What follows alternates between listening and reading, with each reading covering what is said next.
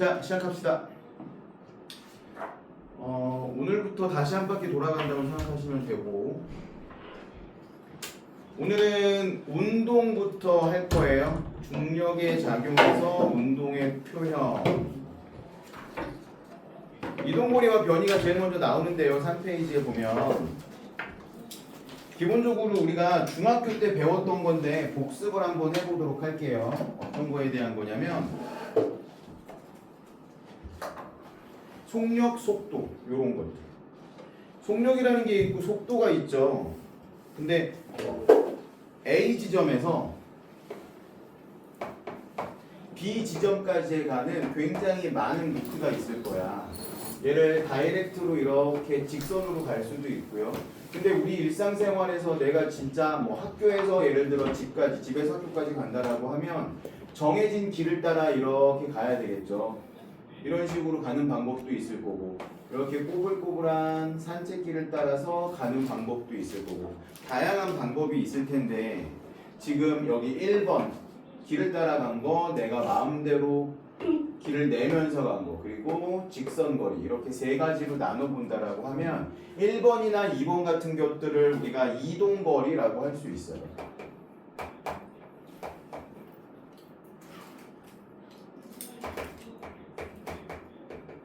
실제로 내가 이동한 거리를 뜻하는 거고요. 이동거리라는 건. 3번은 얘를 뭐라고 표현을 하냐면 변위라고 표현을 해요. 변위라는 건 그냥 말 그대로 변한 위치 이렇게 생각하면 되고, 결과값만 보는 거예요. 결과값만. 처음 위치에서 마지막까지 직선 거리. 그러면 이게 굳이 왜 중요하냐면 우리가 속력이랑 속도라는 단위를 볼 건데, 속력이라는 건 둘 다 V라는 단위를 쓰거든요. 예전에는 구분을 해줬는데 요즘은 구분을 하지 않아. 예전에는 어떻게 구분을 했었냐면 속도에는 이렇게 방향 표시를 해줬었어요. 근데 요즘 교재에는 이게 교육 개정이 바뀌면서 속도에 방향 표시를 하지 않아서 조금 헷갈릴 수가 있는데, 나는 방향 표시 하는 게 맞다라고 생각하거든요. 속력이라는 건 어떻게 구하는 거냐면 이동한 거리를 총 이동하는 데 걸린 시간으로 나눠줍니다. 그래서 기호로 쓰면 이동거리는 당연히 미터일 거고 시간은 세컨즈일 테니까 속력의 단위는 미터 퍼 세컨즈. 우리가 늘상 쓰는 거죠. 근데 속도의 단위는 이동거리가 아니라 변위를 써요. A에서 B까지의 직선거리를 이용을 해. 그래서 속도는 변위. 근데 똑같이 시간으로 나눠요. 그래서 얘도 미터 퍼 세컨즈를 씁니다.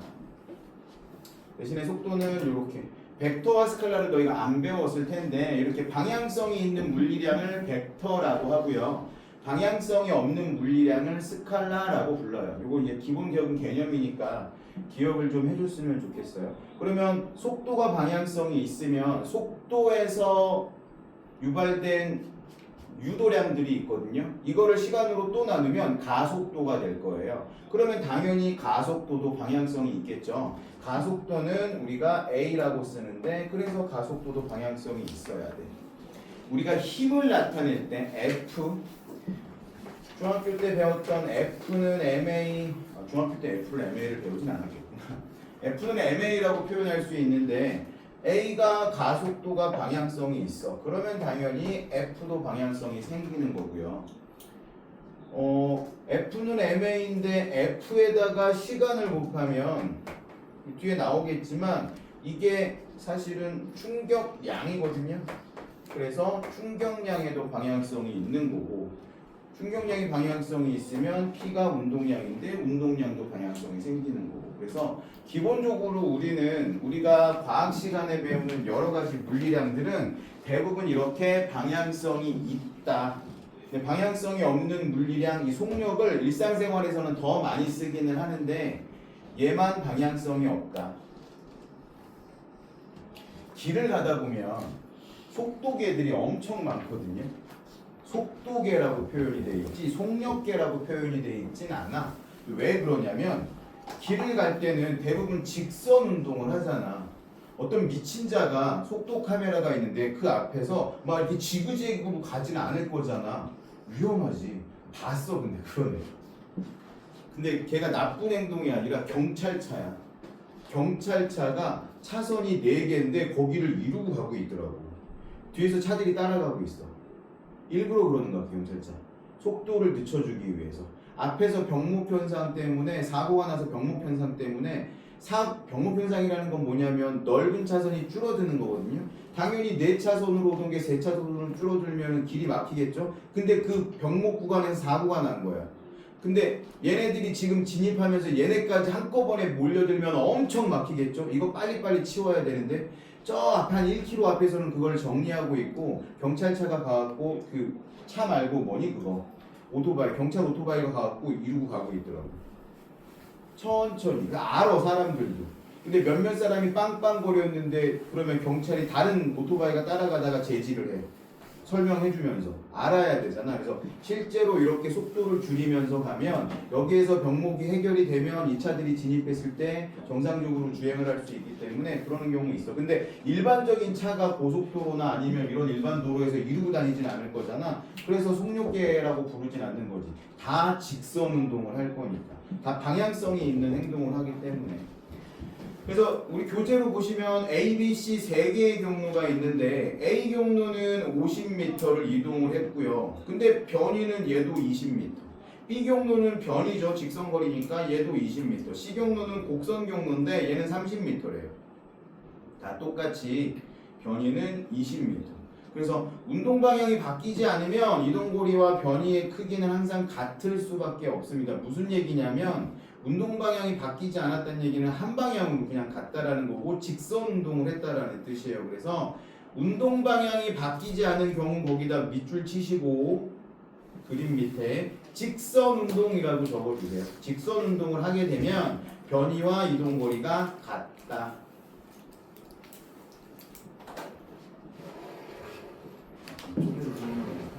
잘렸겠네. 자, 그래서 속력과 속도를 이렇게 구분할 수 있어요. 단위 시간 동안 이동한 거리를 시간으로 나눈 게 단위 시간 동안 이동한 거리가 속력이고 단위 시간 동안 변한 변위가 속도다. 속도는 그래서 방향성이 있다. 이렇게 생각하시면 될 것 같습니다. 한 페이지 넘겨보시면 이제 가속도에 대한 얘기가 나와요. 가속도라는 건 물체의 단위 시간 동안 증가하거나 감속한 속도를 표현한다 이렇게 써 있는데 단순하게 우리 이렇게 생각해 보자고. 자, 쌤이 방금 이야기하면서 속도라는 건 방향성이 있다라고 했고 가속도도 방향성이 있다라고 했잖아. 그럼 정말 단순하게 한번 생각해 볼게요. 여기 자동차가 한 대가 있었는데 자동차가 플러스 X 방향으로 움직이고 있었어. 참고로 얘기하면 우리는 4사분면에 익숙하기 때문에 플러스 X, 마이너스 X, X축을 가지고 많이 이야기할 거예요. 플러스 X 방향으로 움직이고 있는 애가 같은 방향으로, 이동 방향으로 가속을 했다 하면 어떻게 될까요? 속도가 빨라지겠죠. 그렇죠. 근데 만약에 플러스 X 방향으로 이동하던 자동차가 마이너스 X 방향으로 가속을 했다. 가속했다라는 거 우리가 오해하면 안 되는 게 가속이 항상 빨라지는 것만 가속은 아니에요. 가속이라는 거는 플러스 방향, 마이너스 방향이 있다라고 생각을 해야 되고 마이너스 방향으로 가속을 했다라는 걸 일상적인 표현으로 하면 감속이 되겠죠. 감속도 가속이에요. 마이너스 가속이니까. 물리에서 방향은 되게 중요해. 물리에서의 방향은 그냥 더하기가 빼기로 바뀌어지는 거. 단순히 이렇게 생각해도 큰 무리가 없어. 통합과학에서는. 그래서 마이너스 방향으로 가속했다라는 게 감속했다라는 의미다라고 생각하면 되겠죠. 그럼 3가지 경우가 나타날 수 있어요. 단순하게 속도가 줄어들 수 있고요. 멈출 수도 있고요. 되레 거꾸로 갈 수도 있어. 그렇죠? 요거까지 같이 생각을 해보시면 좋을 것 같아요. 그래서 가속이라는 거 얘도 당연히 방향성이 있다. 운동하는 방향으로 가속을 하면 속도가 증가할 거고 운동하는 방향과 반대로 가속을 하면 속도가 줄어들 거다. 그럼 가속이라는 거를 일단 그래도 정의는 하고 가야 되겠죠. 가속도라는 거는 어떻게 정의를 하는 거냐면 속도의 변화량이거든요.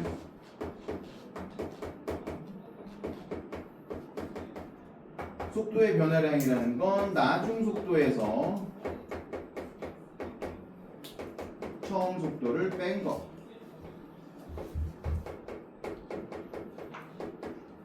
기호로 쓰면 나중 속도를 V라고 할 거고요. 처음 속도는 V0라고 할 거예요. 이것도 같이 기억을 해주시고 또 이렇게도 표현해요. 속도의 변화량이기 때문에 델타 V 이렇게도 표현을 합니다. 같이 기억을 해주세요. 근데 이걸 어떻게 해야 돼? 사실은 시간으로 나눠야 되는 거죠. 속도의 변화량을 시간으로 나눈 거 전체적으로. 이게 가속도다. 이렇게 생각하면 될 것 같습니다. 그 다음에 이제 운동의 종류가 나오는데 운동의 종류는 얘를 싹 다 지우고 한번 이야기해 볼게요.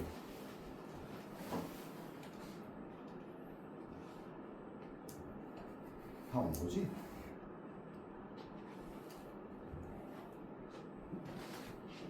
지우가 없으니까 놀릴 애가 하나 없어져서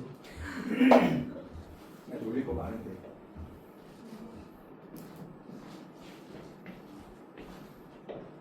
얘네 영화 못 봤다며? 왜요? 맨 자꾸 보충 생겨가지고 사랑을 이기는 보충. 네. 저책안 받아. 아유 빠디드 얘기하신다. 이 책 여기 있었어. 네가 거기 앉은 거야. 근데 거기 절대 안. 근데 약속 얘기하면 자꾸 약간 놀린다. 태우지 마요. 그럴 생각은 전혀 없어 보여. 영민이 떠봤어. 요즘 마냥 좋던데 영민이. 걔 막 수학 숙제도 안 수학 숙제도 안 해왔어요, 여기. 오, 맨날 해오면서 미쳐가고 있네. 아, 그냥 시험 망했으면 좋겠다. 제발. 걔 망하지 않을 텐데. 아, 과학은 망했잖아. 정말 수학 망해. 그거 봤어요? 다산고랑 공화고랑 분석해놓은 브로셔랑 영상? 얘기하지 마세요. 다산고는 지수쌤이 했고 내가 마지막 감수만 했고 동화고는 내가 만들었는데 영민이 이게 틀린 거 봤더니 하 3개 틀렸던데? 미친 줄 알아. 내가 막 뭐라 그랬었거든? 근데 그럴 수 있어. 시험 전날 여자친구랑 통화할 수 있어. 그럼 이렇게 되는 거야.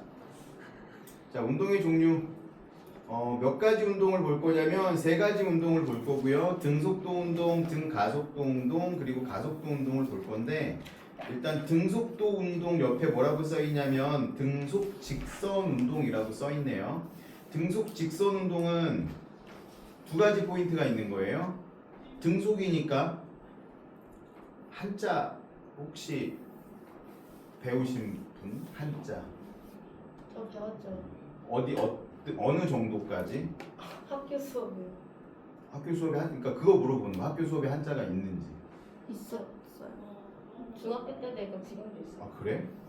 좋은 학교인데 내가 어렸을 때 어떤 일이 있었냐면 원래 신문이 한 절반이 한자로 나왔었거든. 근데 나는 까막눈이었어. 한자를 몰라서 신문을 읽을 수가 없을 정도로 그때는 한자를 많이 사용했는데 그러다 보니까 어떤 능력이 생겼냐면 때려 맞추는 능력이 생겼어. 얘 뭔지 모르는데 문맥상 이거 뭘 것 같아라고 생각하고 읽는 법을 터득을 했고 그러다가 내가 이제 한자를 배웠어. 중학교 올라가서 되게 기본적인 한자밖에 모르는데 그러니까 신문을 읽을 수 있게 됐어. 되게 어려운 거는 많지 않아. 진짜 어려운 거는 사전을 찾아보고. 근데 이랬더니 어떤 좋은 점이 생겼냐면 수능을 보는데 있잖아. 언어 영역에서 이 애가 뭔지 정확히 모르는데 문맥상 얘가 뭘 것 같은 느낌이 있어. 그게 답이야. 이런 능력이 생겼어.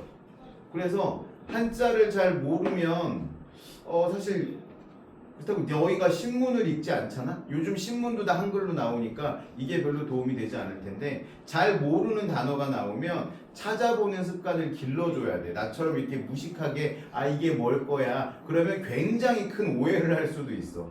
잘못된 생각을 계속 갖고 가게 되는 거지. 그래서 그닥 좋은 방법은 아닌데 우리말의 명사들이 대부분 한자로 이루어져 있기 때문에 한자를 알면 그 뜻을 파악하는 데 굉장히 도움이 많이 되거든요. 이 등속 직선 운동도 마찬가지야. 등속이라는 게 등이 같다라는 뜻이잖아. 속력이 같은 직선 운동을 하는 친구라는 뜻이죠. 자, 내가 지금 속력이라고 표현을 했어. 근데 등속도가 사실은 맞는 표현이거든. 근데 직선 운동을 할 때는 속력과 속도의 구분이 의미가 없어요. 그쵸? 내가 좀 전에도 얘기했었잖아. 운동 방향이 바뀌지 않는 경우에는 이동 거리하고 변이가 같다. 그러니까 직선 운동을 할 때는 속력이라고 해도 되고 속도라고 해도 되고. 그러다 보니까 나도 사실은 속도라고 해야 되는데 매번 내가 이야기할 때 어떨 때는 속도로 얘기하고 어떨 때는 속력으로 얘기하는데 신경 쓰지 마. 등속 직선 운동에서는 속력과 속도가 같으니까. 내가 안 좋은 습관 중에 하나라서 미리 얘기해 주는 거예요. 자, 등속도 운동은 등속 직선 운동이니까 속도가 같은데 직선 운동을 하는 애예요. 그러면 우린 두 가지 그래프를 그릴 수 있습니다. 이 운동 파트에서 제일 중요한 거는 그래프를 분석하는 능력이야. 야, 가을이 쓰러졌어. 이래서 그래프를 분석하는 능력인데 그래프는 두 가지 그래프밖에 안 나와요. 일단 등속도 운동에서 거리 시간 그래프하고 속력 시간 그래프. 등속 운동에서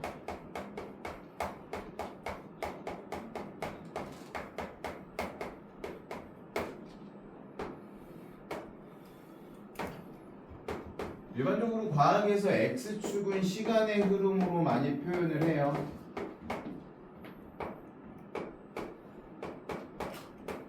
거리 시간 그래프하고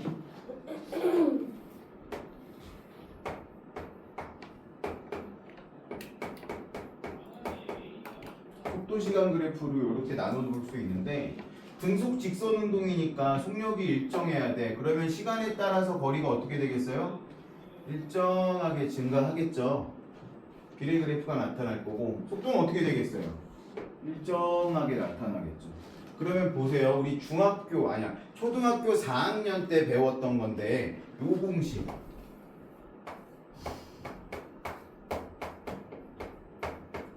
정말 위대한 공식 아니니?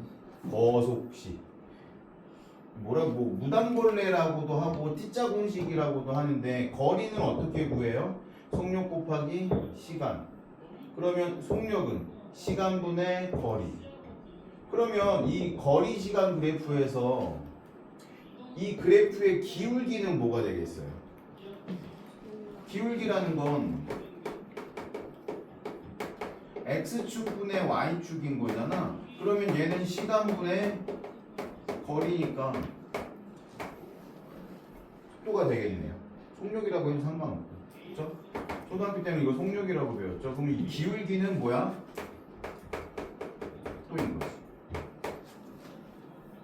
거리 시간 그래프에서 기울기. 그리고 두 번째 속도 시간 그래프야. 속도 시간 그래프에서 이 그래프 아랫부분의 넓이 S는 속도 곱하기 시간으로 쓸 수 있겠죠. 속도 곱하기 시간은 이동거리네요. 이동거리라고 했으니까 사실은 속력이라고 쓰는 게 맞긴 하겠지. 상관없어요. 여기서는 똑같은 방향이니까 속력이라고 써도 되고 속도라고 써도 상관없는데 이동거리가 뭐가 되겠어요? 넓이니까 똑같이 속력 곱하기 시간은 이동거리가 되겠죠. 이 그래프에서 이게 제일 중요한 포인트예요. 넓이는 이동거리라는 거, 기울기는 속력이라는 거. 기울기는 속력, 넓이는 이동거리 이렇게 써 있는데 거기에다가 왜 그렇게 되는지도 좀 써놓으시면 나중에 좀 덜 헷갈릴 것 같고요. 이거는 사실은 물리라고 하기보다는 수학적인 내용이죠.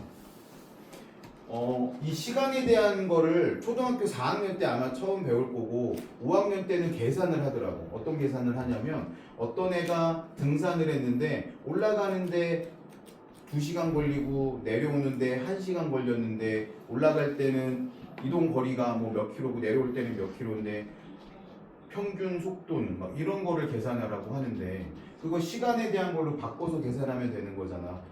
이거 수학으로는 되게 잘 푸는데 과학 시간에 애들한테 풀라 그러면 잘 못 푸는 거야. 난 그게 좀 이해가 안 가거든. 초등학교 때 다 했던 건데 중학생들한테 풀라 그러면 잘 못 풀어. 이유를 알 수가 없어. 그러니까 이런 심리적인 저항선이 좀 있는 것 같아. 과학은 좀 어려워. 물리는 되게 어려워. 이런 저항선이 있는 것 같은데 이거 니네 초등학교 다 풀었던 문제예요. 풀 수 있는 문제입니다. 어려운 문제 아니에요, 그렇게. 자, 두 번째는 등가속도 운동인데요.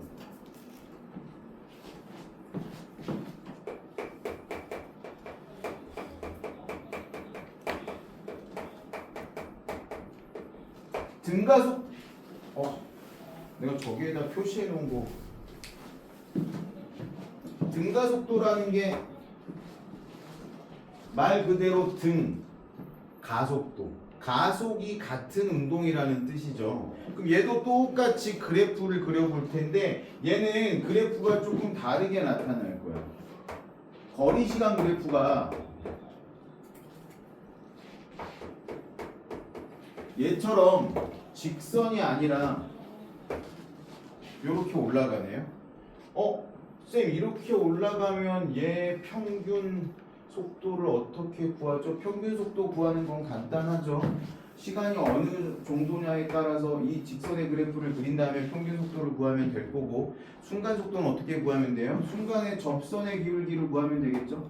접선의 기울기가 점점 가파르게 상승하고 있다는 얘기는 무슨 뜻이냐면 수학적으로 증가하고 있다는 소리잖아. 뭐가? 속도가.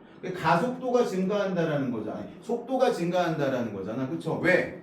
얘는 뭐 하고 있으니까? 가속하고 있으니까. 속도가 점점 빨라지고 있으니까.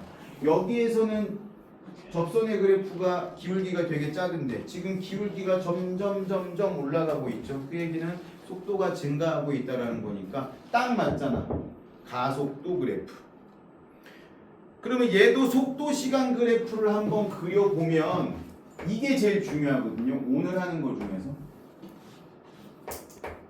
속도 시간 그래프. 처음 속도가 있었겠죠? 속도가 어떻게 되고 있어요? 일정하게 증가하고 있죠? 그러면 이걸 써봅시다. 처음 속도는 아까 내가 V0라고 쓴다고 했고 나중 속도는 뭐라고 했냐면 V라고 했어요. 시간은 T라고 합시다. 그러면 이 그래프를 가지고 우리는 세 가지식을 만들어낼 수 있거든요. 여기는 지금 그 식은 써있지 않으니까 이 가속도 시간 그래프 옆에다가 가속도 시간 그래프, 가속도 그래프를 그냥 일단 그려볼게요. 가속도 시간 그래프는 이거야. 일정하겠죠? 얘는 뭐 그냥 보시면 되고 얘는 별로 중요하지 않아. 근데 여기서 넓이는 속도의 증가량이라는 거 별로 중요하지 않고요. 일단 얘도 속도 시간 그래프 이 아랫부분의 넓이가 뭐겠어? 똑같아 얘랑. 이동거리야. 그렇죠? 그래서 공식이 3개가 나올 건데요. 보세요. 요만큼 잘라서 한번 생각해 봅시다. 요렇게 잘라서 생각을 해볼 건데 제일 먼저 뭘 생각할 거냐면 이 속도가 어떻게 변하는지 1번 공식 써놓으세요. 이거는 첫 번째 V는 얘잖아. 얘 어떻게 구할 수 있겠어? 이거 더하기 이거라고 할 수 있겠죠. 근데 이건 어떻게 구하니? 여기는 이만큼은 요걸 AT라고 할 수 있습니다. 이게 무슨 의미인지 잘 보세요. AT라는 거의 의미는 A는 가속도였잖아. T는 시간이었고 가속도라는 건 초당 속도가 얼마씩 증가하냐라는 뜻이니까 만약에 가속도가 5라고 하고 시간이 1초 지났으면 속도가 5가 증가해야 되는 거고 가속도가 5인데 시간이 2면 속도가 10이 증가해야 되는 거고 그러니까 속도의 증가량이 AT라고 써도 무방하겠죠. 가속도는 일정해. 등가속도 운동이니까. 근데 시간에 따라 속도가 점점 증가하는 거니까 증가한 양을 AT라고 쓰는 게 틀리지 않잖아. 그쵸? 그래서 V는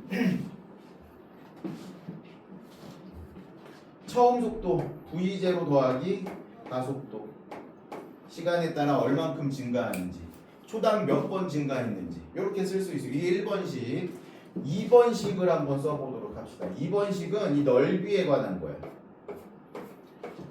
속도시간 그래프에서 넓이는 뭐였어요? 이동 거리였어요. 그럼 2번식을 우리 그냥 단순하게 잘라서 이 사각형하고 삼각형으로 한번 계산해 볼 건데 이 사각형은 V0 곱하기 T잖아. 더하기 위에 삼각형이니까 2분의 1에다가 얘는 AT 얘는 T 그래서 AT의 제곱 이렇게 쓸 수 있겠네요. 맞죠? 그러면 얘 넓이를 구할 수 있을 거야. 근데 여기서 그치지 말고 3번식을 하나 더 만들어 볼 건데요. 3번식은 어떻게 만들 거냐면 좀 거슬리는 게 있어. 여기서 1번식하고 2번식에서 뭐가 거슬리냐면 시간이 거슬려. 시간이 거슬려서 시간에 대한 함수를 빼버릴 거예요. 시간의 함수를 빼버린다는 건 여기서 시간에 대한 거를 없애버린다는 뜻이거든요. 그래서 계산하면 이런 식이 나와. EAS는 V제곱 마이너스 V0의 제곱 이런 식이 나와요. 역학 문제는 대부분 이 세 개의 식으로 다 풀 수 있어. 되게 간단하잖아.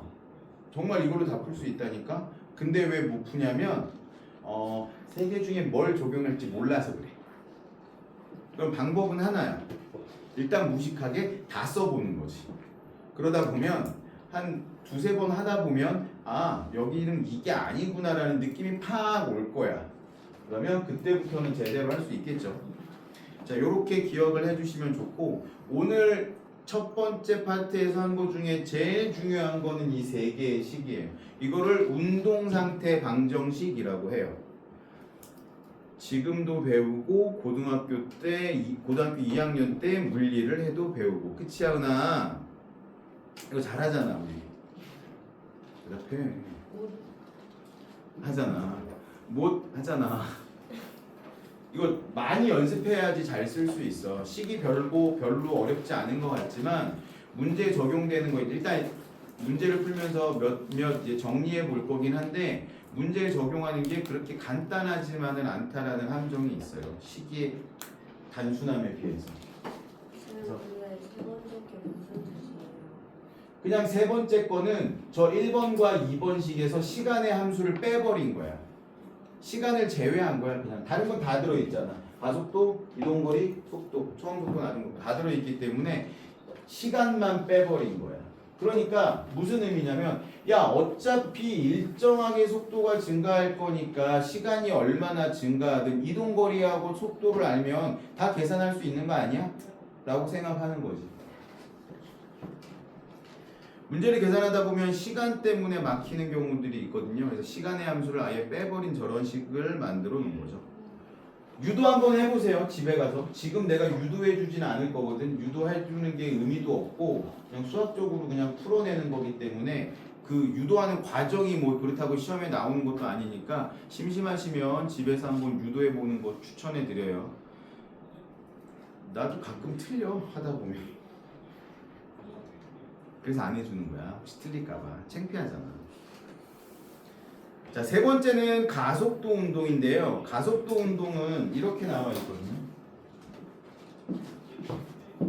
앞에 건 지울게요.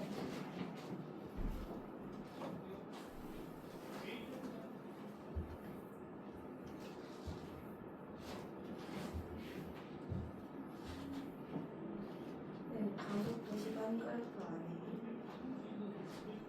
가속도 시간 그래프 아까 내가 여기서 했었어. 이렇게 된다고. 가속도 시간 그래프는 별로 중요하지 않아. 가속도는 일정할 거기 때문에. 그 등가속도 운동에서 속력 시간 그래프는 그나마 이제 이동 거리가 있기 때문에 중요한데 가속도 시간 그래프에서 가속도 그 밑에 부분의 넓이는 그냥 단순히 속도의 증가량이기 때문에 어차피 이 AT 안에 그게 다 들어있는 거잖아. 그래서 큰 의미는 없어요. 자, 가속도 운동인데 이번에는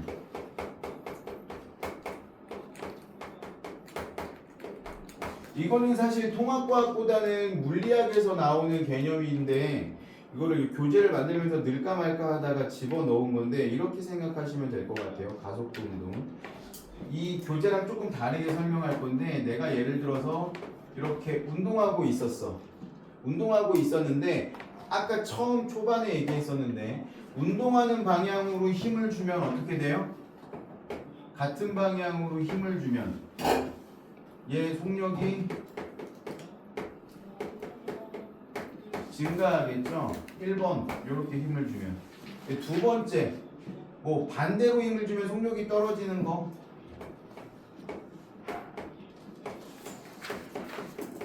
속력이 감소할 거고요. 이 세 번째가 재밌는데 세 번째는 수직으로 힘을 주는 거야. 운동하는 애를 수직 방향으로 힘을 주는 거야. 그러면 세 번째는 어떻게 되냐면 속력은 일정한데 운동 방향이 바뀌어요.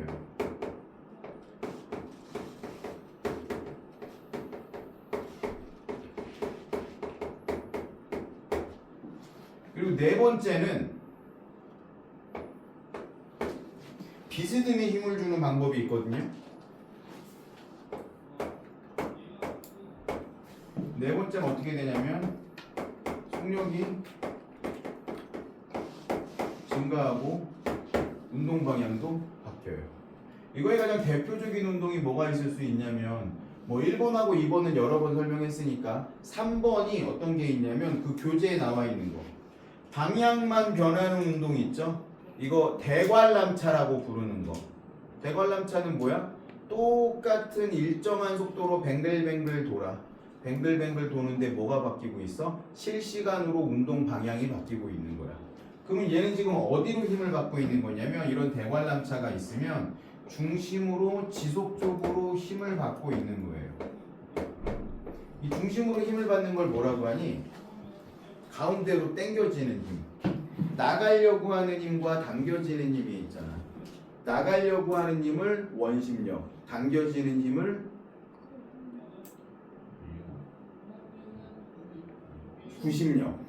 구심력이라고 한다고. 구심력, 당겨지는 힘.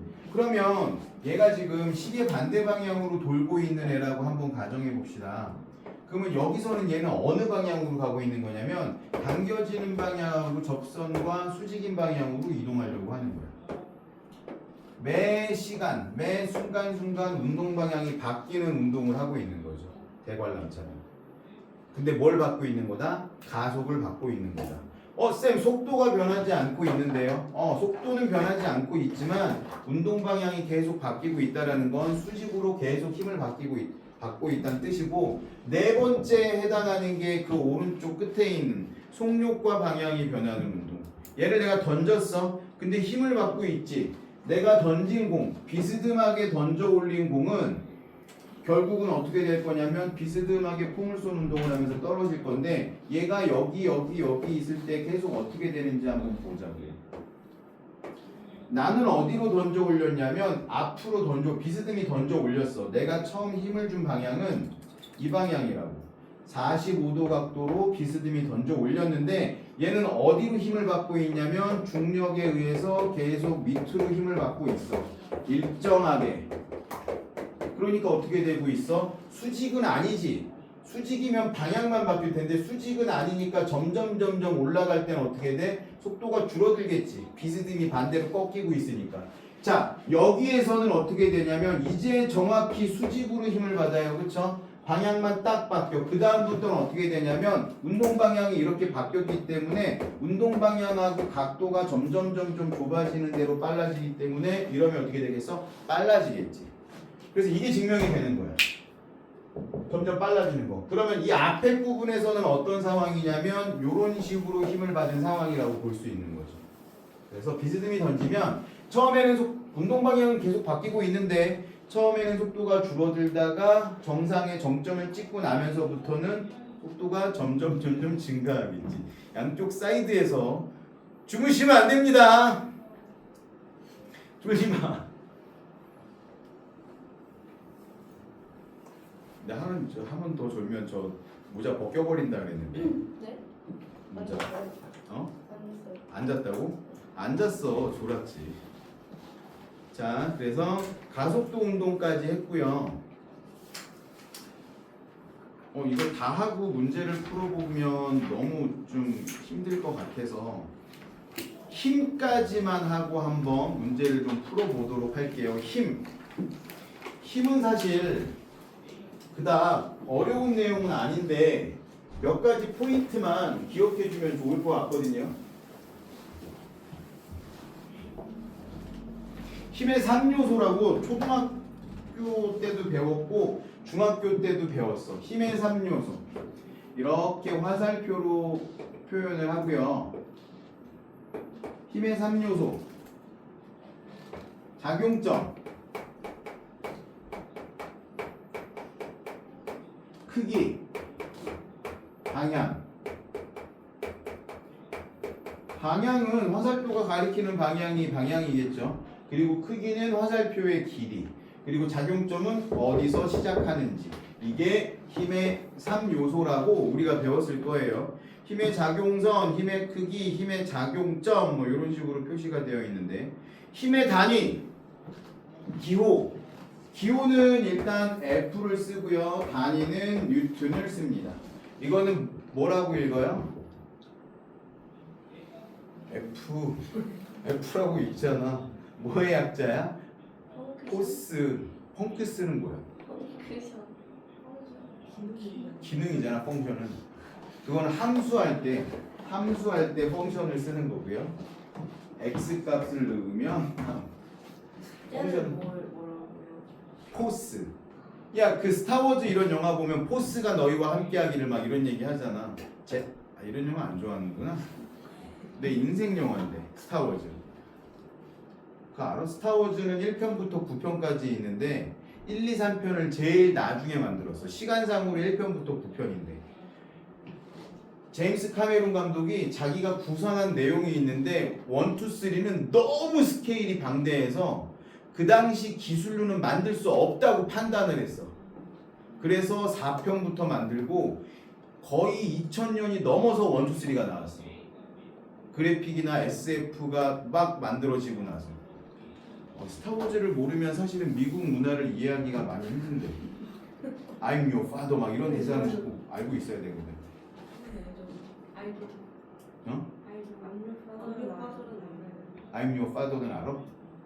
그래, 스타워즈를 몰라도 I'm your father는 알잖아. 내가 네 애비다. 얼마나 멋진 대사냐고. 내가 네 애비다. 꽝꽝 충격받고 막. 내가 죽이려고 했던 악당인데. 자, 포스 힘이라는 뜻이고요. 뉴턴은 이거 뉴턴이 붙인 건지 아니면 뉴턴을 추종하는 사람들이 붙인 건지 모르겠는데 뉴턴이 붙인 것 같아요. 자기 이름 붙였어. 굉장히 나르시스였고요.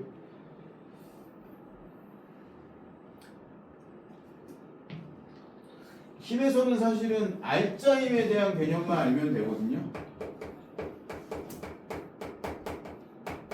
저거 또 지웠네. 습관적으로 지우나봐. 알짜 힘은 이렇게 쓰는 것보다 단순하게 박스를 가지고 이용하면 되게 좋을 것 같은데 이 힘에 대한 거를 아무것도 공부하지 않은 초딩들한테 내가 지난주에 시험 문제를 하나 냈거든. 어떤 시험 문제였냐면 모는 종이를 이렇게 주고 이 박스 그림을 그린 다음에 이쪽으로 3칸 그리고 이쪽으로 6칸 그리고 이쪽으로 3칸을 표시해주고 한 칸은 3뉴턴이에요. 얘는 어디로 힘을 받고 있어요? 이런 문제를 냈어. 정답률이 몇 프로나 되게요 이거? 90%까지는 아니고 한 80% 맞췄어요 애들이. 알짜힘을 배우지 않아도 알짜힘의 개념은 애들이 알고 있다라는 거지. 무슨 뜻이냐면 여기가 3뉴턴, 여기가 6뉴턴, 여기가 3뉴턴이었어. 어느 쪽으로 힘을 받고 있어요? 했더니 이 친구들이 대부분 오른쪽으로 6뉴턴이에요 이렇게 얘기를 했다고. 초등학교 6학년 친구들이 알짜힘을 배우지 않아서. 근데 그게 알짜힘이야. 알짜힘이라는 건 얘가 받는 모든 힘들을 다 더했을 때 실질적으로 어디로 힘을 받냐 이게 알짜힘인 거야. 근데 그거랑 다르게 얘는 얼마만큼의 힘을 받고 있어요 라고 얘기하면 뭐라고 이야기해야 돼? 12뉴턴만큼의 힘을 받고 있어요 라고 얘기해야 돼. 근데 12뉴턴만큼의 힘을 받고 있지만 이 3뉴턴 얘는 방향이 반대잖아. 물리학에서 방향이 반대면 어떻게 해요? 부호를 바꿔준다 그랬죠? 그럼 얘는 마이너스 부호가 되는 거지. 그럼 합력이라는 건 다 더하는 거야 그냥 단순하게. 아까 우리가 얘기했던 것처럼 플러스 X방향을 플러스로 설정해. 이거는 내 맘이야. 이렇게 하지 않아도 상관없어. 어차피 결과는 똑같거든. 나는 근데 이게 익숙하니까 오른쪽을 플러스 x 방향을 플러스로 잡고 마이너스 x 방향을 마이너스로 잡을 거예요. 그러면 얘 모든 힘을 다 더하면 플러스 3 더하기 플러스 6 더하기 마이너스 3 이걸 다 더했더니 몇이 되는 거예요? 6이 되는 거야. 플러스 6. 그래서 이 플러스 6이 알짜 힘이 되는 거죠. 받고 있는 힘과 알짜 힘은 명확히 구분할 수 있어야 돼요. 그래서 힘의 작용선에서 수평으로 내가 특정한 방향을 플러스라고 설정을 했으면, 그리고 또 주의해야 될 게 뭐냐면 플러스 x 방향인데 힘의 크기는 이라고 물어보면 플러스 6뉴턴 아니 그냥 6뉴턴이고, 만약에 여기가 나는 플러스로 하면 여기가 마이너스가 될 거잖아. 문제에서 왼쪽 방향, 그러니까 왼쪽 마이너스 x 방향을 플러스로 한다라고 해놓고 이렇게 문제를 풀면 계산하면 어떻게 되겠어? 수학적으로는 마이너스 6뉴턴이 나오겠죠? 이거 답을 힘의 크기는 이라고 했는데 마이너스 6뉴턴이요 이러면 틀려요. 힘의 크기는 이라고 물어봤으면 뭘 물어보는 거야? 절대값을 쉬운 걸 물어보는 거야. 가끔 이런 식으로도 장난질을 쳐요 선생님들이. 기억하세요? 자, 그러면 요 뒤에 문제를 한번 또 풀어보도록 할 건데, 만유인력 중력까지 나가기에는 너무 애매하고 많은데 이걸 또 안 하고 뒤에 문제를 풀려고 그랬더니 바로 제일 먼저 중력에 대한 문제가 나오고 애매하네.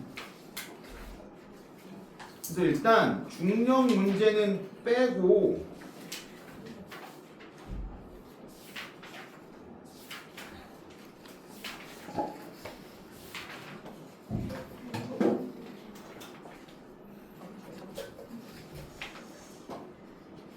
추우면 꺼도 돼. 아 그거는 없네. 나도 추워. 18도면 거의 냉장고 온도 아니에요? 누가 18도로 맞추는 거야? 18도는 좀 너무하지 않아?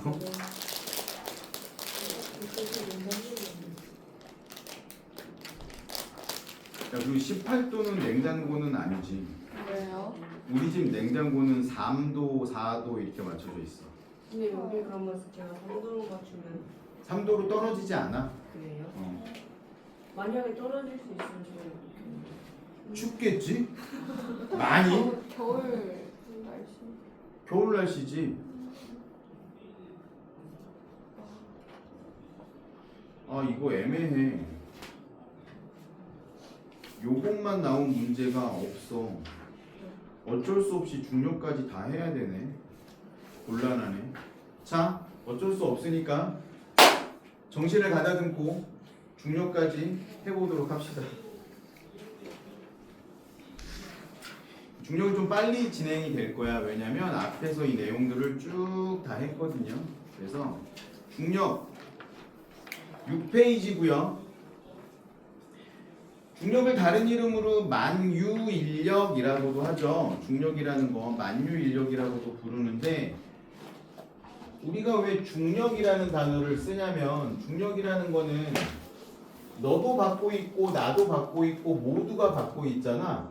그래서 세상에 있는 모든 물체들이 동시에 적용받고 있어. 그래서 만유인력이라고도 부르고요.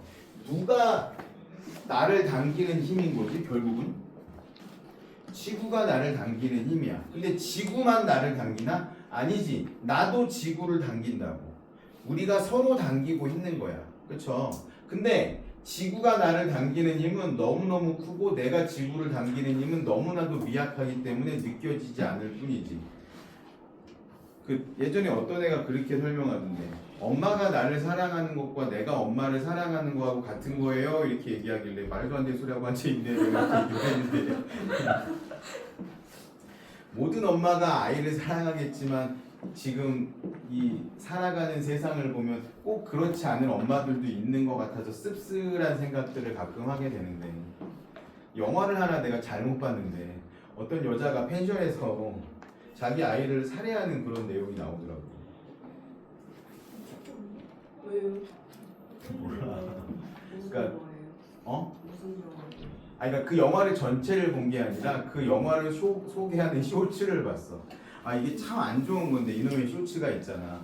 전반적인 내용을 알 수는 없는데 그 줄거리만 그 굉장히 자극적인 줄거리만 보니까 이 쇼츠를 보면 와 이 영화 재밌겠다 이게 아니라 와 이 영화 다 봤다 이런 느낌이 들어.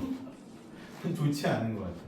아무튼 어떤 펜션 사장님이 있는데 어떤 여자가 그 펜션에 묵었는데 자기 아이를 그렇게 하는 광경을 목격했는데 신고를 해야 되잖아. 근데 신고를 하지 않고 그걸 덮어. 자기 펜션을 지키기 위해서. 뉴스에 나오고 막 하면 사람이 죽은 그것도 아이가 죽은 굉장히 자극적이잖아.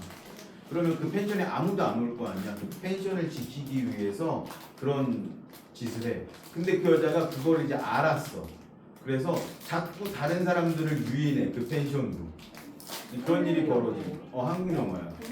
되게 유명. 맞아 그거야. 그 자기 아이를 죽인 여자가. 그래서 그런 내용에서 보면서 와 이거 뭐지 싶었는데 그런 엄마들이 있으면 안 되겠지만 있을 수도 있다고 하니까.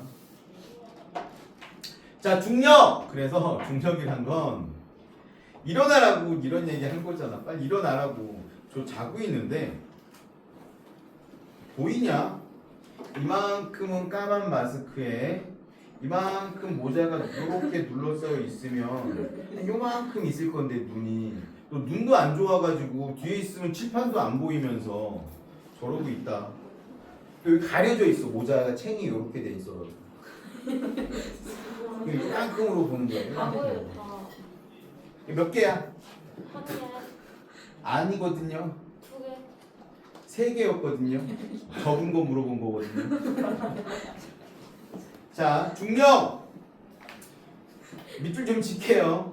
크기, 중력의 크기. 질량이 클수록 두 물체 사이의 거리가 가까울수록 크다. 너무 당연한 것 같지만 우리가 잊고 있는 거예요.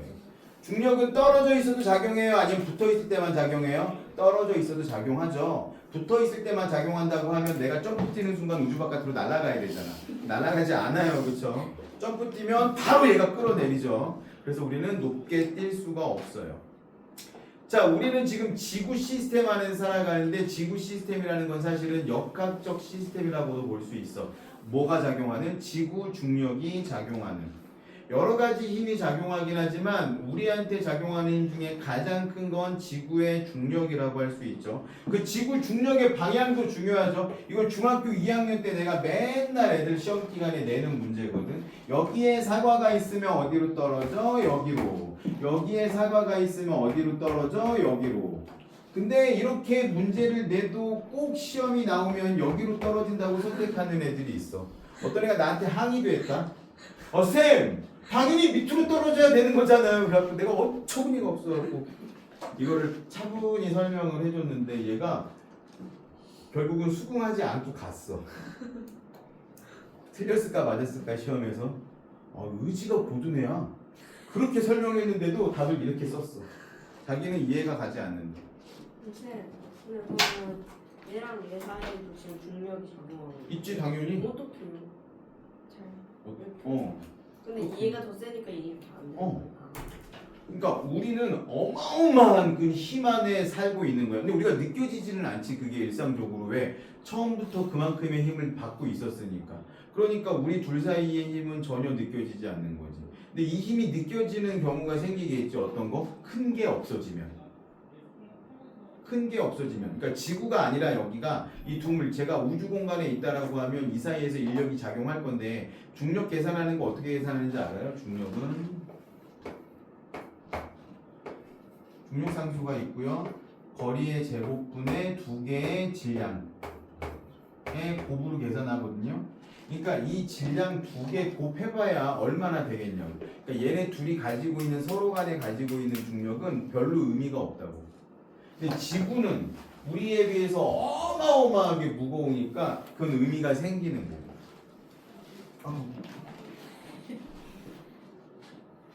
나는 세상에서 초파리가 제일 싫거든. 왜요? 싫어. 예전에 먹은 적이 있어서. 과일을 되게 맛있게 먹고 있었어. 엄마랑 얘기하면서 근데 엄마가 깜짝 놀래는데 엄마가 아무 얘기 안 하더라고. 난 분명히 봤거든 엄마가 놀래는 걸. 먹었더니 엄마가 괜찮아 그러시는 거야. 왜 거기 쪽파리가 묻어 있었대. 과일을 봤더니 쪽파들이 막 묻어 있는 거야. 나 이거 계속 뭐 엄마 봤는데 나한테 얘기 안 했어. 우리 엄마는 나를 사랑하셔. 장난을 좀 많이 치시는데 아무튼 그걸 봤으면 얘기해 주셨어요. 그래서 쪽파리를 먹었는데 그 뒤로 내가 제일 싫어하는 곤충이 쪽파리야. 너무 싫어 지금도 나는 쪽파리가. 쪽파리가 막 이렇게 뭉쳐 있는 거를 막 상상도 하기 싫어. 지난주 일요일 날 수업 끝나고 진도에 갔었거든. 시골에 진도에 장인어른 장모님이 계시는데 지금 편찮으셔서 올라오셨어 급하게. 그래서 거기다 다 놔두고 오셔가지고 진도 터미널에서 차를 가지러 간 거야. 근데 진도 집에 마늘하고 파를 심어놨는데 뽑으셔야 되는데 몸이 편찮으셔가지고 일주일째 그거를 못 뽑고 올라오셨는데 올라오신 지 일주일이 넘어가지고 얘네들이 너무 많이 자라 있을 거라고 다 뽑아야 된다고. 그래서 미션을 주셨어. 마늘 밭에서 마늘 뽑기, 대파 뽑기, 미나리 수확하기. 너 혼자 못하잖아. 그래서 나랑 와이프 오빠랑 오빠 부인이랑 넷이 갔어. 그 어차피 오빠 부인이 내 동생이야. 그때 한번 얘기했잖아. 넷이 갔어. 넷이 가갖고 일요일 밤에 내려가갖고 새벽 한 4시쯤 도착했거든.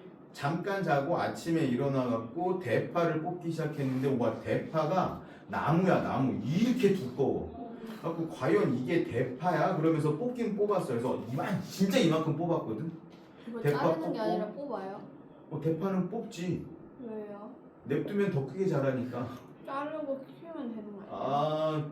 그 생각은 안 했어. 아무튼 뽑아서 쌓아놓고 마늘을 뽑아서 마늘을 또 잘라야 돼. 그거 모아놓고 나는 미나리 밭이 별로 안 커. 얼마나 하냐면 요 책상 한 4개, 5개 정도 붙여놓은 정도밖에 안 되거든.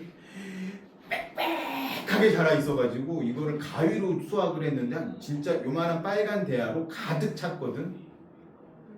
근데 수확하는 과정에서 내가 달팽이를 한 20마리 본 것 같아. 다 털어내서 갖고 왔거든. 나눴어 미나리를. 우리 집 조금 쟤네 집 많이 줬어.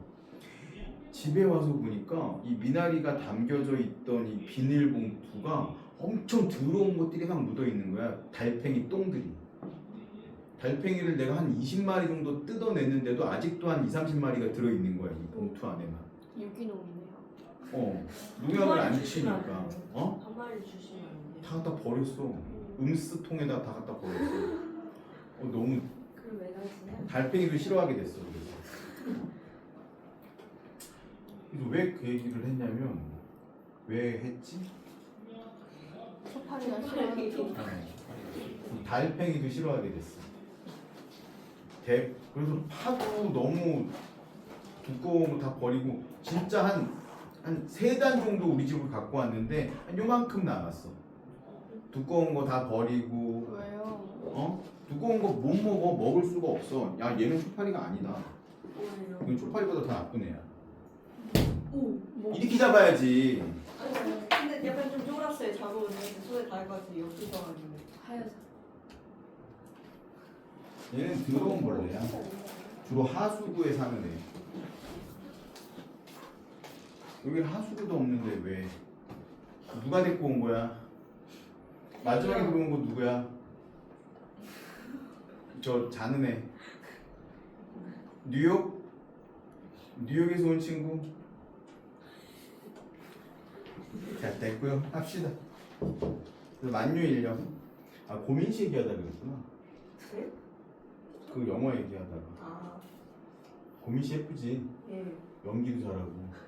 나는 걔 처음 그 마녀에 나왔을 때 좀 미친 애인가 싶었어.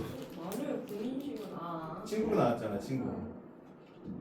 자, 그래서 물체가 접촉돼 있을 때도 작용하고 떨어져 있어도 작용하고 지구 중력 방향으로 지구 중력 방향이라는 게 지구 중심 방향이고 다른 말로 어떻게 표현해요? 연직 방향이라는 표현하죠. 연직 방향.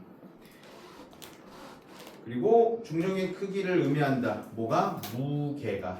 그래서 예를 들어서 나한테 누가 몸무게 몇이에요? 라고 물어보면 뭐라고 얘기해야 되냐면 800뉴턴이요 이렇게 얘기해야 되는데 아무도 뉴턴으로 자기 몸무게를 얘기하지 않죠. 킬로그램으로 얘기하죠. 킬로그램은 뭐의 단위예요?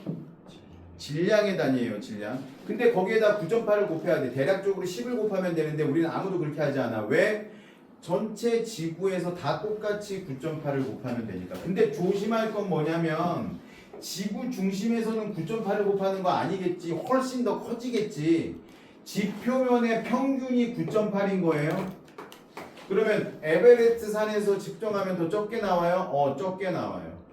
높은 곳에서 측정하면 당연히 더 적게 나오고 땅 파고 깊은 곳에서 하면 더 크게 나와요. 무게는.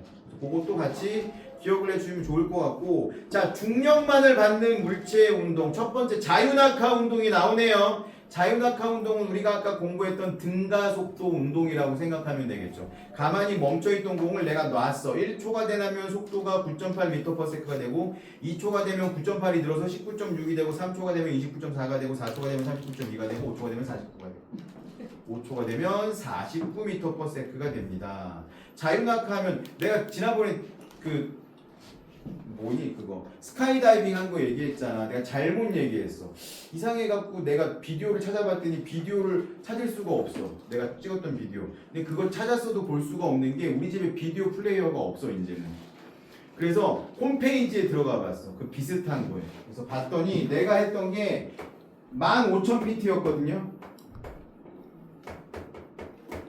15,000피트가 킬로미터로 계산하면 대략 한 3 정도 곱하면 되니까 4.5km에서 스카이다이빙을 한 거야. 그리고 홈페이지 상에 나와 있는 건 자유낙하하는 시간이 1분이래. 1분. 그리고 낙하산을 편 다음에 한 5분 정도 떨어진대. 4.5km면 우리나라에서 제일 높은 게 백두산인데 백두산 2배보다 더 높은 거거든. 거기서 그냥 떨어지고 있는 거야. 재밌을 것 같지? 재밌어. 재밌는데 속도가 이렇게 무한히 늘어나진 않아요. 왜냐하면 공기 저항이 있기 때문에 늘어가다가 다시 주로 일정하게 떨어져. 그러면 이렇게 보여. 점점 밑에 있는 것들이 위에서는 까마득하게 보이는데 점점 이게 커지니까 갑자기 공포가 쏙 올라와. 그때쯤 아저씨가 낙하산을 쫙 하고 펴. 그러면 쫙 하고 걸리면서 그때부터는 마음이 편안해져. 천천히 떨어지거든. 팔랑팔랑 거리면서. 그럼 이런 생각이 들지. 아씨 좀 더 떨어지고 싶은데. 무서운 건 이제 다 없어졌으니까. 자, 그래서 자유낙하하는 거가 가장 대표적인 중력을 받는 물체의 운동이다. 이 자유낙하 운동에서 그거 하나만 밑줄 좀 쳐주세요. 물체의 속도 V는 gt 또는 루트 2gh 요 두 개 적어주세요. 자유낙하하는 물체의 속도는 V는 gt 또는 V는 루트 2gh. 요거 이용해서 문제 푸는 것들 나옵니다. V는 루트 2gh인 거 어떻게, 요거까지만 하고 잠깐 쉴게요. 어떻게 할 수 있는 거냐면 이거라고 보면 돼. 자, 우리가 중학교 3학년 때 역학적 에너지 보존 법칙을 배웠어. 역학적 에너지 보존 법칙이라는 건 뭐냐면 위치 에너지가 운동 에너지로 전환되는 거야. 위치 에너지는 mgh죠. mgh는 2분의 1 mv 제곱으로 전환되는 거야. 맞죠? 근데 둘 다 m이 있으니까 m을 까. 그러면 뭐가 남아? v제곱하고 2가 있으니까 2를 까면 여기 2가 붙겠죠? 그럼 v제곱은 2gh 이렇게 쓸 수 있을 거잖아. 그러니까 당연히 v는 루트 2gh가 되는 거죠. 그리고 기억을 해주세요. 이거 적어놔도 되고 그렇지 않고 그냥 v는 루트 2gh만 기억하고 있어도 상관없습니다. 여기까지만 하고 잠깐 쉬었다가 마저 할게요.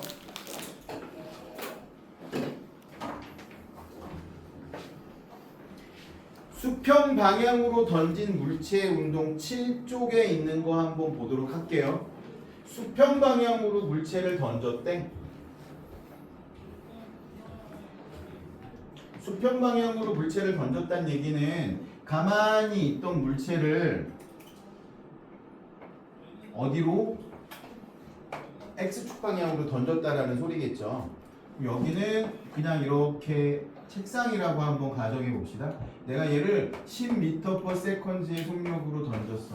뭐 공기의 저항으로 속도가 줄어들고 이런 거는 감안하지 말자고요. 근데 얘가 몇 초 만에 바닥에 떨어졌냐면 5초 만에 바닥에 떨어졌어. 얘는 어떤 운동을 하겠어요? 이렇게 포물선 운동을 하겠죠? 얘가 포물선 운동을 하는 이유는 뭐야? 얘를 중력이 계속 잡아다니고 있기 때문에. 자, 한번 보세요. 얘는 앞으로 던져졌지만 중력이 계속 이렇게 처음에는 수직 방향이죠. 그러면 운동 방향을 조금 바꿨겠죠? 그 다음부터는 수직은 아니지.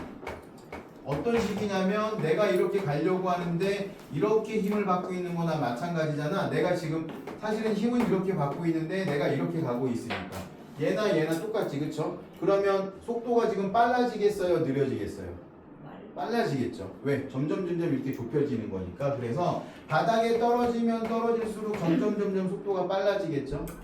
그래서 수직 방향하고 수평 방향을 한번 비교를 해보면 수평 방향으로는 일정한 등속 운동을 할 거야. 얼마만큼의 등속 운동을 하고 있냐면 처음 속도 10m/s를 유지하면서 이렇게 수평 방향으로는 날아갈 거고, 수직 방향으로는 어떤 힘을 받냐면 중력 가속도의 힘을 받을 테니까 초당 1초당 9.8m/s씩 속력이 빨라지겠네요.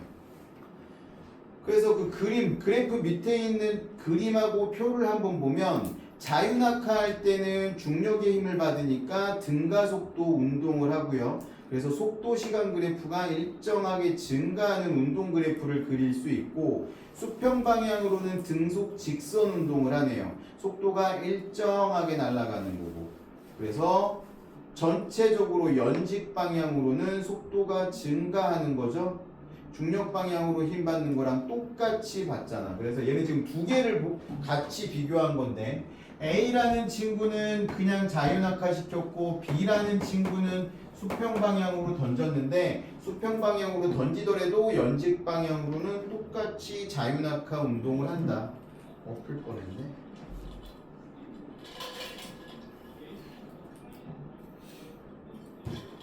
오늘은 집에서 나오면서부터 마시기 시작해서 사람인 상태로 수업을 하고 있는 거예요. 자, 뉴턴이 사고 실험이라는 걸 했는데, 그 얘기 몇 번 했지 내가. 뉴턴하고 사과는 사기다. 그거 뉴턴이 사과 떨어지는 거 보고서 중력을 발견한 거 아니다. 이런 얘기 몇 번 했죠. 했잖아. 기억나면서 왜 뭐 처음 듣는 표정을 하고 있어. 뉴턴이 이런 실험을 했대. 이 얘기도 뭐 처음부터 수업 들었던 친구들은 한번 들었을 얘기일 텐데, 지구가 곡률이라는 게 있죠. 곡률이 몇 미터라 그랬죠? 8km를 직진을 하면 얼마만큼의 곡률이 생기냐면 5m의 곡률이 생긴대. 내가 며칠 전에 유튜브를 하나 봤는데, 나 요즘 유튜브 너무 많이 보는 것 같아.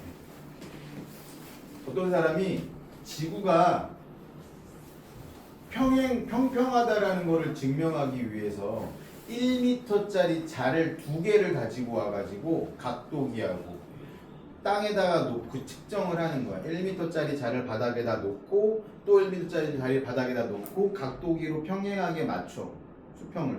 그 다음에 이쪽에 있던 거를 들고 와서 이쪽에다 놓고 또 평평하게 맞춰. 그러면서 한 20번 정도를 가. 그러면은 몇 미터 정도를 간 거겠어? 한 20m, 21m를 갔겠지? 그럼 결론이 뭐냐면, 야, 봐봐. 이렇게 했잖아? 계속 0이었는데 직선이잖아. 지구는 평평한 거야. 이렇게 얘기를 해. 멍청한 거지. 미국 사람이었거든? 의외로 멍청한 사람들이 많더라고. 평균적으로 미국 사람들은 좀 멍청해. 그러니까 이 멍청하다라는 게 지혜롭지 않다라는 뜻도 포함하고 있는 거야. 지식이 부족하다라는 것도 포함하고 있는 거고. 전반적으로 좀 멍청해. 미국 사람들이 내가 제일 멍청하게 생각하는 게 뭐냐면, 미국 약사가 시작한 운동인데 백신 맞지 말자 운동이 있어. 여러 가지 근거를 대면서 백신은 맞으면 안 된다고 얘기하는데 난 그게 되게 못 배운 사람이 하는 얘기인 줄 알았는데 약사가 처음 시작했대. 미친 거야. 그래서 걔네 뭘 하냐면 수두 파티라는 걸 해. 네? 수두 파티. 그거 내가 초등학생 아이들이 있어 아니면 유치원생 아이들이 있어. 한 7, 8명이 같이 동네 아이들이 모여놓고 수두 걸린 애를 초청해서 얘랑 같이 놀게 하는 파티야. 그럼 그 수두균이 얘네들한테 묻을 거 아니야. 그런 식으로 수두를 이겨내는 거지. 미친 거야.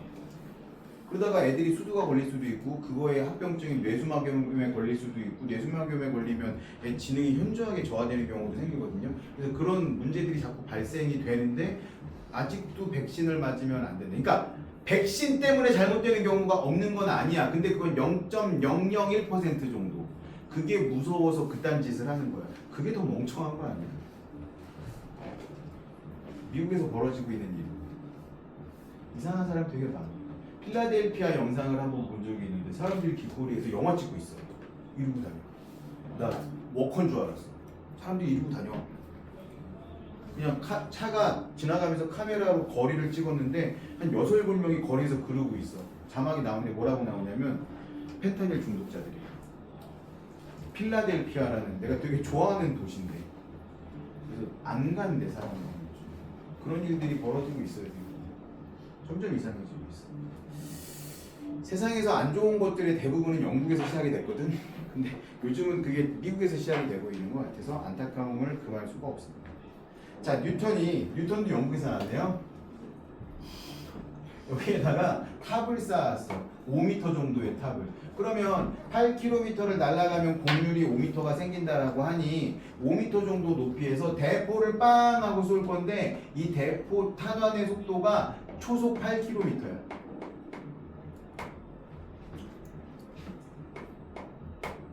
그러면 얘는 중력에 의해서 밑으로 떨어지겠지? 얼마나 떨어지겠어요?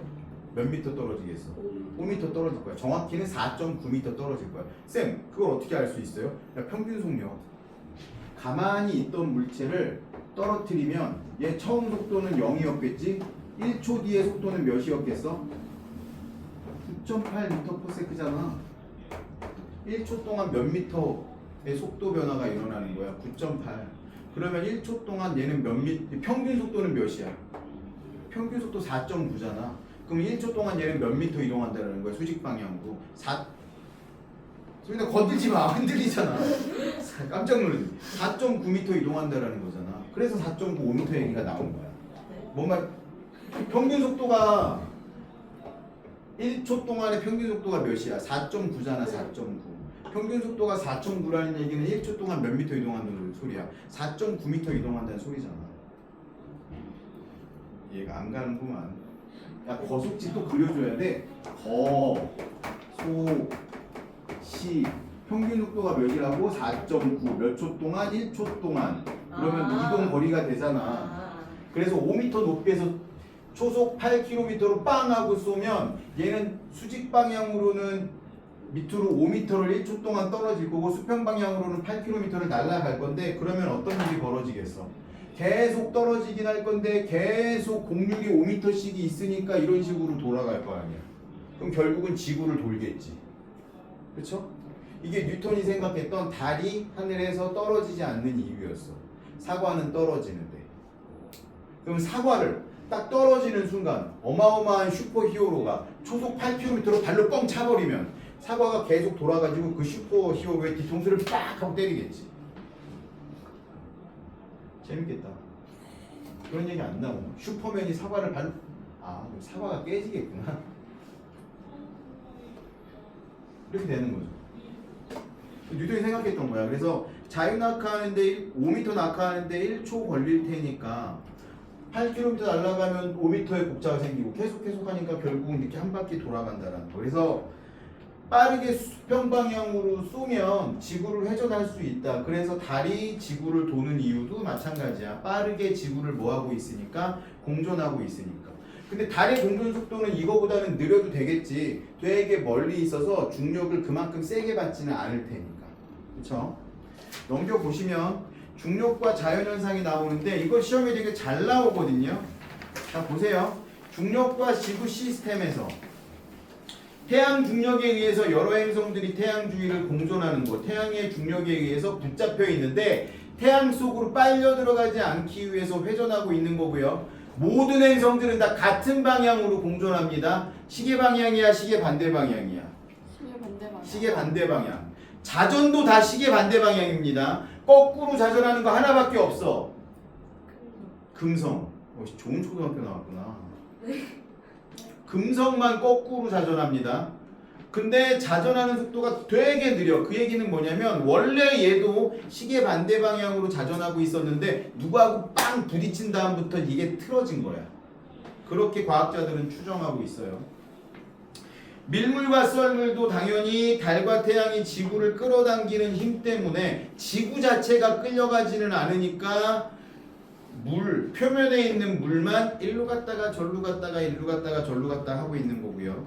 고도가 높을수록 중력에 의해서 공기가 희박해지는 것도 높이 올라가면 높이 올라갈수록 중력이 줄어드니까. 공기는 있잖아. 우리가 대기권을 1000km까지라고 추정을 하는데 그건 그냥 우리가 킬로미터 단위를 쓰니까 대기권을 1000이라는 숫자로 그냥 명명을 해놓은 거고 미국은 미터법을 쓰지 않잖아. 그래서 미터로 바꾸면 걔네는 880km까지만 대기권이라고 해. 그러면 880km라든지 아니면 1000km를 넘어가면 뭐 선이 있거나 뭐 이런 게 있는 게 아니야. 그냥 우리가 명목상 그렇게 지칭을 하는 거고요. 대부분의 공기는 35km 이내에 다 있어. 35km를 넘어가면 뭐 오존층 바깥이고 거기는 거의 공기가 없다고 생각하면 돼.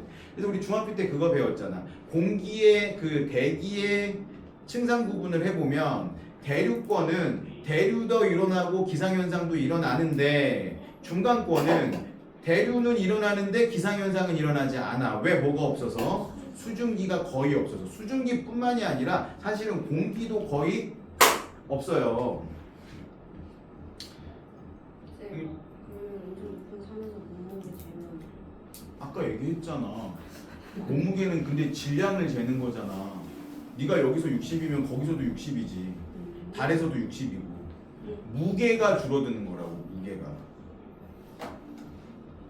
몸무게는 무게가 아니라 그랬잖아. 우리가 말만 무게라고 하는 거지 실제로는 질량. 근데 우리가 지금 무게 재는 요거 있잖아. 이 저울. 이거는 사실은 무게를 재는 저울 맞거든. 그래서 그거는 수치가 좀 작게 나올 거야. 이거는 무게를 킬로그램으로 수치만 그렇게 써놓은 거기 때문에 더 작게 나올 거야. 눌리는 힘에 대한 거기 때문에. 그러니까 실제로 무게를 재기 위해서는 양팔 저울을 이용을 해야 돼. 근데 우리가 양팔 저울 이용해서 무게 재지 않잖아. 양팔 저울을 이용해서 무게 재는 거는 사람들이 속이면 안 되니까 속지 않으려고 어디서만 쓰냐면 쌀집에서 이렇게 추를 이용해서 재잖아. 요런 걸로 잴 경우에 정확하게 나의 질량이 측정이 되는 거고 우리가 일상적으로 집에서 쓰는 이런 체중계는 그거는 무게 재는 게 맞아. 근데 수치는 질량으로 나오는 건데 무게 재는 거야. 그래서 그걸 들고 히말라야 산맥의 어느 산 꼭대기에 올라가서 딱 재면 우와 나 다이어트 성공 이렇게 얘기할 수 있어. 물론 내려오면 무거워지겠지. 그리고 바닷가에서 재면 더 무거워. 그래서 실제로 그러니까 우리나라는 극적으로 변하잖아. 대관령으로 올라갔어. 쭉 내려가면 강릉이 있잖아. 대관령에서 몸무게를 딱 재고 아무것도 안 하고 강릉에서 재면 늘어나 있어. 아무것도 안 했는데. 이거 차이는 얼마나 나지 않을 거야. 또 해보고 쌤이 별로 차이 안 나는데요. 이렇게 얘기하지는 말고. 자, 중력과 생명 시스템도 되게 자주 나오는데 코끼리랑 기린 한번 보세요. 기린은 목이 엄청 크잖아. 그러면 이 피를 저 머리 꼭대기까지 보내줘야 될 거잖아. 그래서 기린의 심장은 엄청 크고 튼튼해. 생각해보면 있잖아. 우리도 마찬가지거든. 우리 심장이 다리까지 혈액을 보내주는 건 쉽지. 중력에 있으니까 냅두면 내려갈 거 아니야, 혈액이. 근데 문제는 뭐냐면 다리 끝에까지 내려갔던 이 피가 다시 심장까지 올라오는 거야. 되레 심장에서 뇌까지 보내는 건 좀 쉬워. 한번 쫙 해가지고 다이렉트로 보내면 되니까. 근데 내려갔던 거 올라오는 거 되게 힘들거든. 왜, 어떻게 올라오는지 알아? 제2의 심장이 있어 우리한테는. 그게 종아리 근육이야. 종아리 근육이 땅땅하잖아. 대부분의 사람들이 종아리 근육이 수축을 하면서 혈관을 눌러가지고 그 힘으로 혈액을 심장 위까지 올리는 거야. 그래서 걷는 건 되게 중요해. 특히 밥 먹은 이후에 걸으면 종아리에서 눌려서 혈액 순환이 되기 때문에 소화도 잘 되고 건강에도 되게 좋아. 밥 먹고 누워 있는 게 제일 안 좋다 그러잖아. 밥 먹고 누워 있으면 뭐 된다고? 소 된다고. 맞는 말이야. 우리 조상들이 하는 말에는 다 이유가 있어. 밥 먹고 누워 있으면 소화가 안 될 수밖에 없지. 일단 소화를 시켜야 되는 위가 이렇게 눕혀지면 잘 못 내려가지 음식이. 그럼 연육작용을 아무리 해도 내려가지 않으면 이 안에서 계속 고여 있으니까 깎일 수도 있겠지. 위벽이. 그런 문제가 생기고 소화 일단 잘 안 되고 움직여야 되는데 꾸물꾸물. 그리고 혈액순환이 잘 돼야 되는데 걸으면 종아리가 수축을 하기 때문에 계속해서 올라가는데 그렇지 않으면 고여 있는 상태가 되는 거지. 그래서 되게 안 좋은 거야. 그래서 종아리가 제2의 심장이라고 부르더라고요. 그래서 보면 코끼리 봐봐. 코끼리. 중력에 의해서 엄청 큰 등치를 유지하고 있는 짐승들, 하마, 코끼리, 코뿔소 이런 애들은 다리가 어때? 이렇게 두껍잖아. 이 체중을 지탱해야 되니까. 이거 중력 때문에 생기는 일이에요. 그러니까 기린이 목이 길어가지고 심장이 큰 이유, 코끼리가 다리가 두꺼운 이유는 뭐 때문이야? 중력 때문인 거야. 이거 뭐라 그러니? 그 가운데 민들레 홀씨라고 하나? 민들레 홀씨가 날아갈 수 있는 이유는 뭐야? 씨는 되게 작은데 이 끝에 있는 얘네들이 되게 나풀나풀거리면서 부피는 되게 큰데 질량은 얼마 안 나갈 거잖아. 그러면 밀도가 어떻게 돼? 작아지겠지. 작은 바람에도 날아갈 수 있게 만들어주는 거지. 민들레 홀씨는. 이것도 왜? 중력을 이기기 위해서. 그래야 멀리 날아갈 수 있으니까.